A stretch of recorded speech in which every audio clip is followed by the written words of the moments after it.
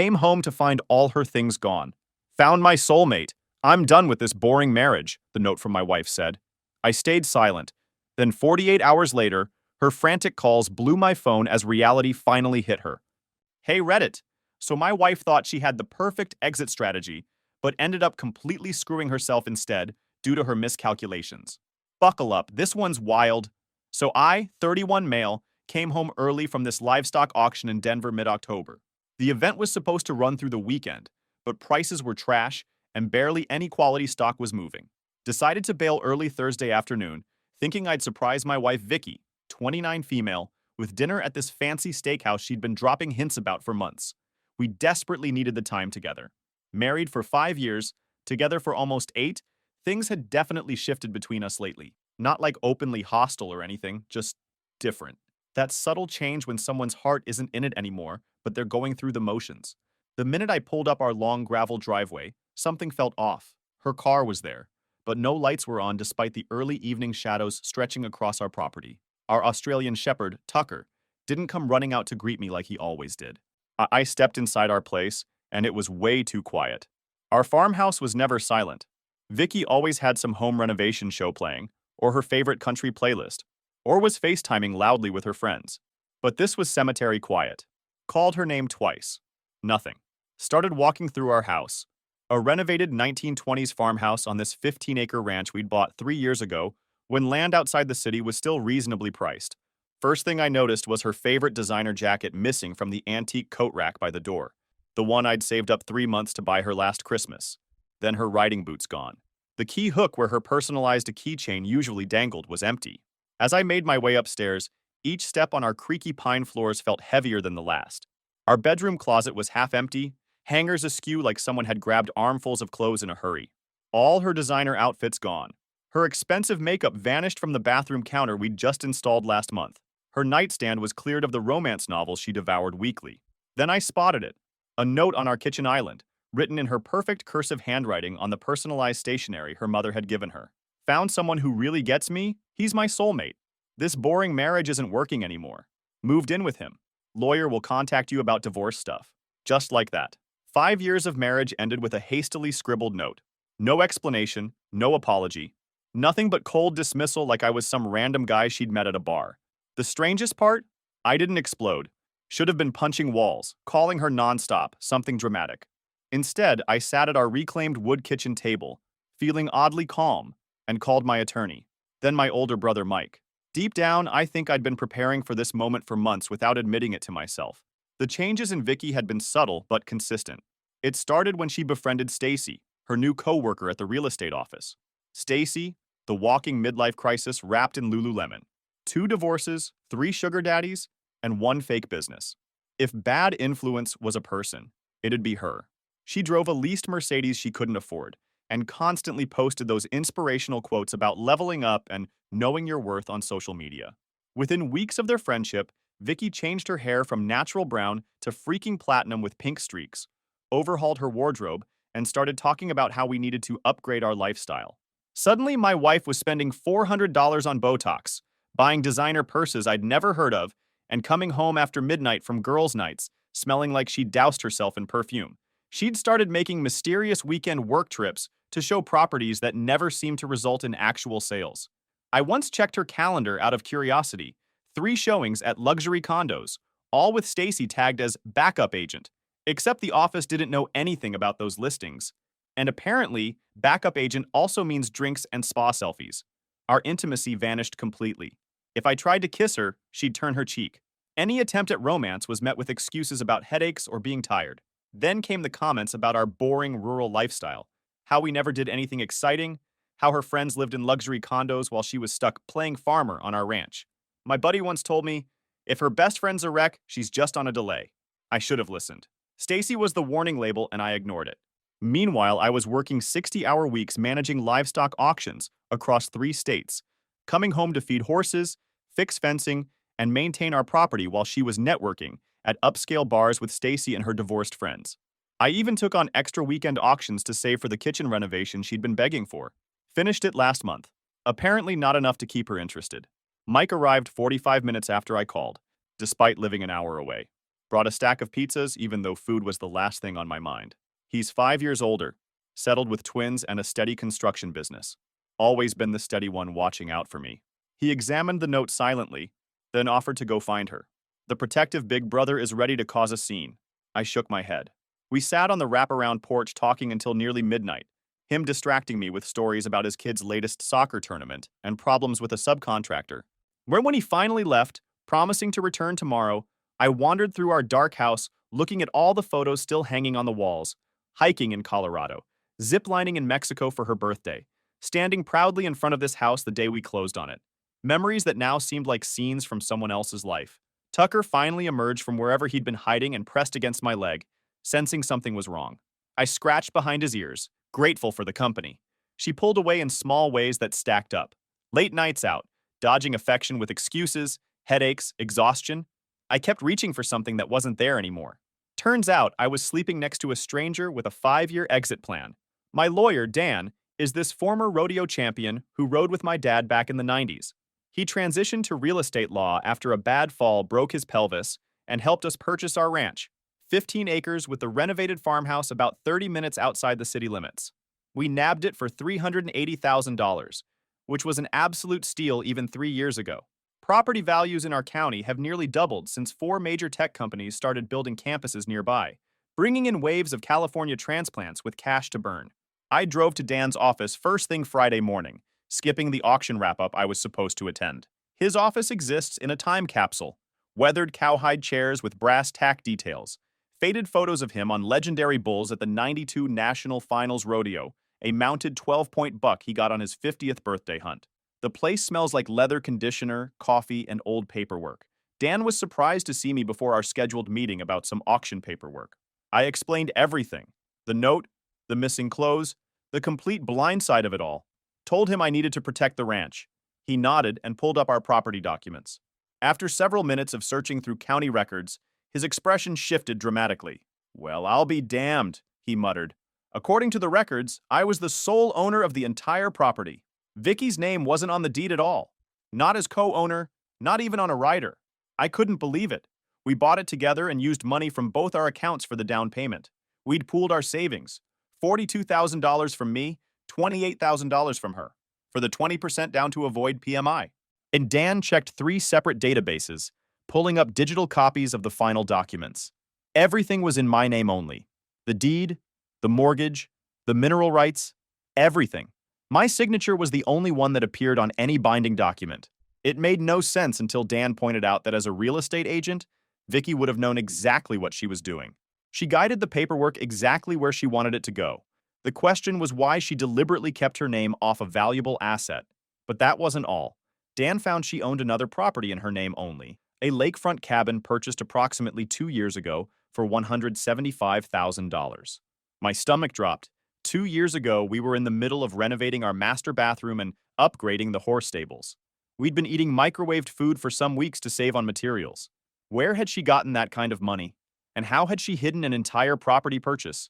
According to the records, she paid $125,000 cash with a $50,000 mortgage, purchased through an LLC first, then transferred to her personal ownership 6 months later. The more Dan dug, the darker the picture became. He found a pattern of systematic transfers from our joint checking account to her personal savings over the past 30 months. Never large enough to trigger my attention. $200 one week, $350 another, $500 around tax refund time, but totaling approximately $22,300 over time. My livestock commission earnings funding her secret escape plan. Dan removed his glasses and fixed me with a direct look. He'd handled nearly 500 divorces over his career. This wasn't impulsive behavior. These records showed someone methodically planning an exit strategy for years. The separate property, the hidden transfers, keeping her name off your assets, this was calculated. Vicky always handled our finances. She said I was too disorganized. I didn't think much of it until Dan found consistent transfers from our joint account into hers over 30 months. Just a few hundred at a time, barely noticeable. Add that to a lakefront cabin she bought under an LLC and later transferred into her name, and it was clear. She'd been building her escape fund for years. "What do we do now?" I asked, feeling simultaneously like the world's biggest fool and strangely relieved to understand what had been happening. Actually, nothing, Dan said with a small, knowing smile. We wait. She'll contact you as soon as she consults a lawyer and realizes the ranch is solely in your name. If my guess is right, she's been operating under the assumption you'll have to sell and split proceeds. Exactly 48 hours after discovering the note, my phone exploded with activity. Calls, texts, voicemails, all from Vicky, starting precisely at 10:15 Sunday morning. I was out in the east pasture, fixing a section of fence that Tucker had discovered was loose enough to squeeze through, when they started flooding in. One notification after another, each message more urgent than the last. First voicemail was all business, the same tone she used when calling potential buyers about property listings. She needed to discuss the ranch immediately. By the second voicemail, irritation was seeping through about why I wasn't answering. The third had desperation. We needed to move quickly on selling the ranch before the winter market slowdown. The fourth accused me of being childish for ignoring her. By the sixth call, her composure had completely dissolved into pleading. Like adults? The irony of that request from someone who ended a 5-year marriage with a hastily scribbled note wasn't lost on me. I forwarded each message to Dan without responding. He texted back immediately. Perfect strategy. Continue radio silence. She's just realizing she miscalculated badly. Let her stew. Around 6:30 that evening, Jack Wilcox, Vicky's father, called. Unlike my strained relationship with her mother, who always hinted I wasn't quite successful enough for her daughter, Jack and I had genuinely bonded. A retired mechanical engineer, he taught me everything I knew about restoring vintage engines. We'd spent countless weekends in his immaculate garage, working on his prized '67 Chevy C10, while Vicky and her mother went shopping at the upscale outdoor mall. He started the call clearly agitated, saying Vicky was having a complete meltdown, claiming I'd locked her out of her own home and wouldn't discuss settlement terms. I took a deep breath and methodically explained everything. Coming home early, finding the empty closets, the cold note, discovering the hidden lakeside cabin she'd purchased without my knowledge, the systematic draining of our joint account over years. Complete silence on his end as I laid out the facts. When he finally responded, his voice was heavy with disappointment. Apparently, she'd told her parents they had been having problems for months and mutually decided to separate. Said I became verbally abusive when she brought up dividing assets fairly. They'd been letting her stay in their guest room because she claimed I threatened to change the locks if she came back. That manipulation made my blood boil, but I kept my tone even. None of that was remotely true. The note I found was the only communication we'd had. I explained the truth. She left me with a note and no explanation, and the property wasn't even in her name. Unlike Vicky, Jack was a man of his word. He called back 3 hours later. He spoke with her directly and showed her the text with a photo of her note. She finally admitted what really happened. Jack and his wife didn't support how she handled this. This wasn't how we raised her, their words. He exhaled heavily and explained she'd always had her mother's approach to finances. Secretive, always maintaining separate accounts, keeping options open. He should have warned me years ago when he saw her insisting on separate bank accounts even after marriage. His wife pulled similar stunts early in their marriage until he discovered her secret credit cards and threatened divorce if it continued. The parallel explained so much about Vicky's behavior. She'd learned financial deception at home. And when Jack asked about my plans going forward, I told him honestly I was still figuring that out. But I definitely wasn't selling the ranch. This place was supposed to be our forever home, and I still wanted that for myself. Don't blame you one bit, Jack replied. Between us, he thought I was getting the better end of this deal. That new fellow she'd taken up with, Jason something, came by to pick her up yesterday. Drove some leased European sports car he probably couldn't afford, wore more jewelry than Jack's wife. His old man's intuition said this guy wasn't in it for the long haul. After we hung up, curiosity got me checking social media, something I normally avoided. Stacy's Instagram was filled with thinly veiled references to the situation. Photos of her and Vicky at expensive restaurants with captions like upgrading her life and men never know what they had until it's gone. The audacity was stunning, coming from a 38-year-old woman who'd burned through 2 marriages and was rumored to be dating her married boss. Comments from their circle ranged from "Preach girl," "Yow to his loss," to "Living your best life now." Made me wonder if any of them knew the real story, or if they were all operating on Vicky's victim narrative. I disabled all my social accounts that night and sat on the porch swing with Tucker. He'd been unusually clingy since Vicky left, despite her constantly complaining about his shedding and banishing him to the mudroom whenever her sophisticated friends visited. Dogs have better instincts about people than we give them credit for, yet they love unconditionally anyway. He rested his head on my knee and gazed up with those loyal brown eyes. At least someone in this house had genuine emotions. 3 weeks after finding the note, I was rebuilding the fence in the south pasture when Vicky's car came flying up the driveway, kicking up gravel and dust. She'd finally figured out that the ranch wasn't in her name. I didn't even put down my tools, just kept hammering posts while she stormed across the field toward me. She looked different. Blonde hair freshly highlighted, designer jeans tucked into expensive boots that had definitely never seen actual farm work, chunky jewelry that probably cost more than our monthly mortgage, playing the part of the sophisticated city girl who'd outgrown her country husband. "We need to talk about the ranch," she demanded, not even bothering with hello. I just kept working. "Did you hear me? I said we need to discuss selling this place. My lawyer says we need to list immediately." I finally looked up. "Nothing to discuss. It's not for sale." Her perfectly made-up face twisted in confusion. "What do you mean it's not for sale? We have to divide our assets." I didn't respond, just pulled another fence post from my truck bed. "Ryan, stop being difficult. We both know we need to sell and split the money. I've already talked to my broker about listing it." I stayed silent for another minute while she got increasingly nervous. Finally, I said, "You should probably check the property records before making plans." Her eyes narrowed. "What are you talking about?" Ranch isn't in your name. Never was. You made sure of that when we bought it." The confusion on her face was almost comical. "That's not possible. We bought it together." I shrugged. "Deed says different. So does the mortgage. Check for yourself." Her face went through a series of expressions. Disbelief, confusion, then dawning horror as she realized I was telling the truth. "But we both paid for the down payment." "Yep, and you arranged all the paperwork. Made sure everything was in my name only. Guess you outplayed yourself." That's when the conversation shifted. Suddenly, she was all sweet and reasonable, asking if we could talk about this like adults. She followed me around the pasture like a lost puppy as I continued working. When that didn't work, she switched to guilt. Didn't I remember how we found this place together? How she helped design the layout? How she'd supported my career? I finally stopped and faced her.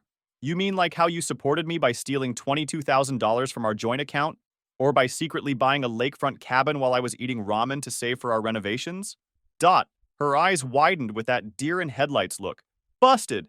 She tried to claim the cabin was an investment property she was going to surprise me with, once it appreciated enough. Yeah, right.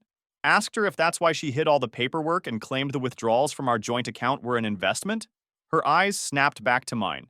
"You've been checking up on me?" Like I was the one who did something wrong. "Wouldn't have had to if you hadn't been stealing from me." She flinched at the word stealing and tried claiming that money was partially hers. I reminded her that her paycheck went into her personal account while only my income went into the joint account. So no, actually, it wasn't hers at all. The truth was dawning on her face. I knew everything. She tried another approach, saying Jason, her new soulmate, was going to help with cabin repairs, but his company was having cash flow issues. She was counting on her portion from selling the ranch to fix everything. She was in a tight spot. "Not my problem," I said simply. "Maybe your soulmate isn't as financially stable as you thought." Her face hardened. "You're enjoying this, aren't you? Being difficult just to punish me?" "Nope. Just following the legal documents you arranged. Funny how that worked out." She tried everything after that.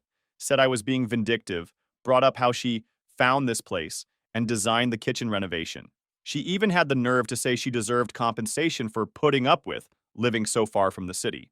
But our bank statements showed I paid for 80% of everything while she was secretly stashing cash. "What you didn't plan for," I told her finally, "was leaving before land values here peaked. If you'd waited another year, this place would be worth $150,000 more. Shitty timing on your part." Her face showed the truth of my words. She'd miscalculated, thought the ranch would be an easy payday in the divorce. Finding out it was solely in my name had thrown her entire plan off. She threatened weakly to get a lawyer. I informed her I already had one. She stormed back to her car, turning back once to shout, "This isn't over!" Orchard before peeling out down the driveway, sending dust flying. After she left, I changed all the locks and codes immediately, called Dan with an update, and started planning my next moves carefully. The thing about working livestock auctions is you learn to read people. Know when they're bluffing about a bid, when they're desperate to sell, when they're trying to drive up the price artificially. Vicky thought she was being clever, but she was broadcasting her desperation like a neon sign. Dan advised not responding to anything without running it by him first. She'd try to get me to agree to things in writing, make verbal agreements over the phone, but I shouldn't fall for it. I went through our entire house that weekend, documenting everything of value. Furniture, appliances, electronics, tools. Took photos, found receipts where I could, anything to establish what was mine before she could try to claim it. He found some interesting things in the process. A hidden shoebox in the back of our closet with jewelry I'd never seen before. A stack of credit card statements in her name, with charges at hotels I'd never been to. The evidence of her double life was everywhere once I started looking. The texts slowed down, then stopped completely when she realized I wasn't responding. Her dad called again to apologize and let me know they weren't giving her money. She made her bed, he said, sounding tired. Her mother's the same way. Thinks she can always find an easy fix for her problems. Never works out that way. Through mutual friends, I found out her soulmate Jason was this flashy developer who just finalized his own divorce. Guy was leveraged to the eyeballs on several failing projects. Started building luxury condos right before the market softened. Their relationship apparently hit the rocks when he realized she wouldn't be bringing any ranch sale money to help fund his next sure-thing investment. Is 2 weeks after she left, I got formal divorce papers. Interestingly, no claim on the ranch, just requesting division of other assets and $3,200 monthly in spousal support due to her significantly lower income.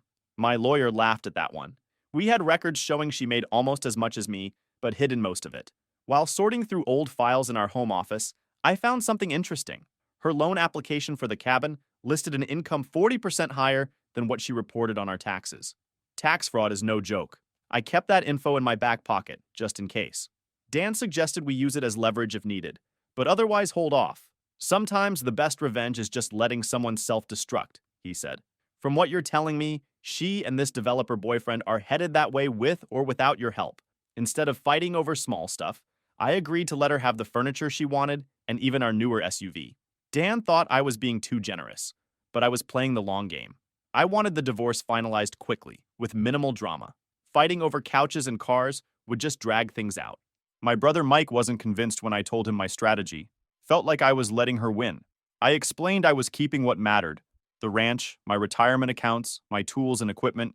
She could have the IKEA furniture and the car with 60,000 miles on it. I'd come out ahead in the end. I kept working, kept taking care of the ranch, kept my head down, let her think I was just rolling over on the small stuff because I was hurt or trying to take the high road. Meanwhile, I was documenting everything I found about her financial situation. The hidden income, the tax discrepancies, the money she'd siphoned from our joint account. During this time, I also learned more about Jason through industry connections. His company had overextended on 3 different developments. Banks were calling in loans. Contractors were filing liens for unpaid work. The guy was a house of cards waiting to collapse. And Vicky had hitched her wagon to his star right as it was burning out. And I also knew from her social media that things between them were rocky. She'd stopped posting those living my best life photos, and Stacy's comments had changed from, "You deserve happiness, babe," to vague supportive stuff like, "Hang in there, better days ahead." The fantasy was crumbling faster than she'd expected. 4 months later, the divorce was nearly final. I kept the ranch and started making changes. Converted her home office into a workshop where I could restore vintage motorcycle parts. My side business was finally taking off now that I had time to focus on it. The ranch was starting to feel like mine again. I repainted the living room a dark green that she'd always hated. Bought a leather couch to replace the uncomfortable modern one she'd insisted on. Let Tucker sleep on the bed. Small changes that made the place feel less like a museum and more like a home. My brother kept trying to set me up with his wife's friends, but I wasn't ready. Instead, I focused on my job as the regional livestock auction manager, rebuilding my savings, and reconnecting with buddies I'd neglected during my marriage. Joined this local classic vehicle restoration club that got me out of the house on weekends. I ran into Stacy at the grocery store about 5 months after Vicky left. She looked surprised to see me, then uncomfortable. I casually asked how Vicky was doing, like I was inquiring about any old acquaintance. Stacy lied badly, saying she was good, really good, loving her new life. I smiled in a way that made her squirm and asked how Jason's development company was doing, mentioning the issues with his River Heights project. Her eyes widened slightly. I wouldn't know about that. No. Huh. Just figured since you guys all hang out together, you'd have heard. Those contractors filing liens for unpaid work. The bank threatening to foreclose. Messy stuff. She mumbled something about being late for an appointment and practically ran to the checkout. I knew the information would get back to Vicky within the hour. Let her wonder how much I knew. I also knew from checking public records that the cabin she bought had serious structural issues. The property tax assessment had been reduced by 30% due to significant foundation defects requiring major repairs. Estimates for fixing that kind of damage usually start around $60,000. Money she definitely didn't have if she was asking for spousal support. Her dad called occasionally to check in on me. We still had that connection through our shared love of classic trucks. During one of these calls, he mentioned that Vicky had asked to move back home temporarily, but her mother had refused. Margaret said she made her choice, and it would just enable her if they let her come running home every time life got hard. 8 months after she left, everything fell into place better than I could have planned. Jason's development company filed for bankruptcy protection. The news was all over the local business journal. The cabin she bought had been officially condemned by the county due to the foundation issues, making it essentially worthless. And most beautiful of all, the IRS sent her a notice of audit for the past 3 years. Funny how anonymous tips work sometimes. I was at the grocery store picking up stuff for the week when I literally ran into her coming around the end of an aisle. Her cart hit mine with a metallic clang. She looked rough, not as put together as usual. Nothing like the polished woman who'd shown up at the ranch months ago. After awkward greetings, she asked if we could talk somewhere. Against my better judgment, I agreed. We ended up sitting in my truck in the parking lot, her fidgeting with the strap of her purse. "I've made some bad decisions," she admitted, voice shaking. "No, shut," I replied calmly. She broke down then, telling me everything. How Jason had convinced her to invest $30,000 in his latest project, money she'd partly gotten from selling jewelry I'd bought her over the years. How the cabin was essentially worthless now, and how the IRS was breathing down her neck for discrepancies in her reported income. "I don't know what to do, Ryan. I'm drowning here." Tears were smudging her mascara.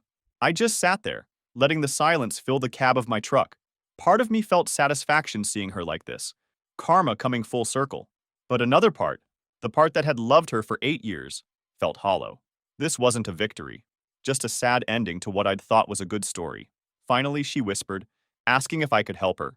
Maybe let her move into the guest room at the ranch for a few weeks until she got back on her feet. "Interesting," I said. "So you leave me with a note, try to take half my property, and now you want my help?"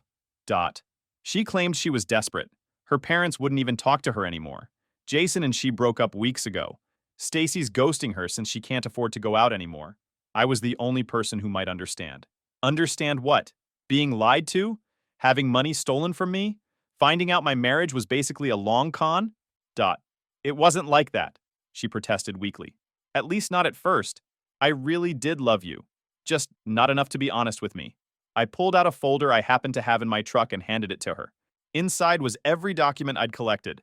The bank transfers, tax discrepancies, loan applications with different income amounts.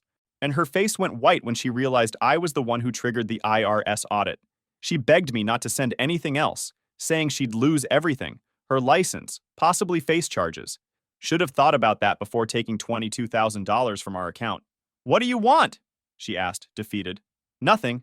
That's the beauty of it. I've already won. Keep the SUV. I don't care. But if you ever try to come after me or the ranch again, the rest of this goes to the IRS, your broker, and anyone else who might be interested." She admitted she was stupid for throwing away a good life for nothing. She let Stacy convince her she was missing out on life, that she deserved more exciting things, a more glamorous lifestyle. Turns out boring and stable beats exciting and broke any day. And it only cost you your marriage, career, and reputation to figure that out. Bargain. She winced at my sarcasm, but didn't argue. When she asked if I thought I'd ever forgive her, I thought about it honestly. Don't know, but it doesn't really matter if I do or don't. We're done either way. She tried asking if I was seeing anyone. I told her it wasn't her business, but no, I was taking time for myself. "Smart," she nodded. "I should have done that after Brad. Brad was her ex before me. They'd broken up just 2 months before we met. I'd always suspected I was the rebound guy, but it hadn't seemed important back then. For what it's worth," she added, "the ranch looks good. I drove by last week. The new fence in the south pasture. It's nice." "Didn't do it for your approval," I replied.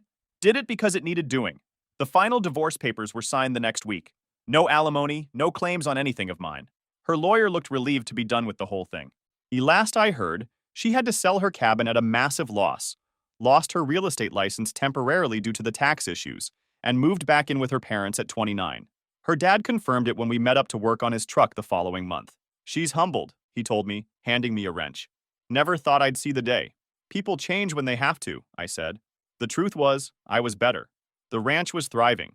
I'd added 3 horses to board for extra income. My motorcycle restoration business had taken off enough that I was considering cutting back my auction hours.